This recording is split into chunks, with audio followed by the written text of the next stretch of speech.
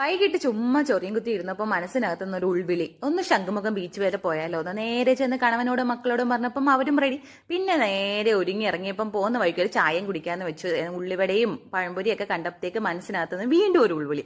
അങ്ങനെ ആവശ്യമുള്ള കടിയും ചായയെല്ലാം കഴിച്ച് നേരെ ബീച്ചിലേക്ക് ചെന്നപാടെ അല്ലൂസും കുട്ടിയും താണ്ടെ ബബിൾസുമായിട്ട് കളിക്കാൻ തുടങ്ങിയിട്ടുണ്ട്.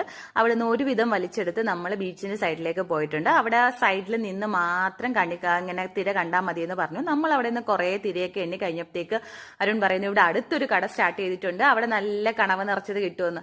ചുമ്മാ ഒന്ന് പോയി നോക്കാന്ന് വെച്ച് വിചാരിച്ചതാണ്. പക്ഷേ കണ്ടല്ലോ, കട അവധിയാണെന്നല്ല, തുറക്കാൻ കുറച്ച് സമയം എടുക്കുമെന്നാണ് തോന്നുന്നത്. പിന്നെ നമ്മൾ അവിടുന്ന് നേരെ നമ്മുടെ MG കോളേജിന്റെ ഫ്രണ്ടിലുള്ള ഡാർജിലിംഗ് ചേച്ചിയുടെ കടയിലേക്ക് പോയി. അവിടെ ചെന്ന് ഫ്രൈഡ് മോമോസ് കഴിക്കാനായിരുന്നു പ്ലാൻ. അങ്ങനെ അതെല്ലാം കഴിച്ച് നോക്കിയപ്പോൾ തൊട്ടടുത്തൊരു പാനിപൂരി കട, കുറേ വെറൈറ്റി ആയിട്ടുള്ള ഇങ്ങനെ എന്തോ പറയുന്ന ആ ഒരു അവർ തരുന്ന ഒരു വെള്ളം ഉണ്ടല്ലോ, പുളിവെള്ളവും, അങ്ങനെ അത് സീഡ്സും എരിവും എല്ലാം ഉണ്ടായിരുന്നു. അടിപൊളിയായിരുന്നു.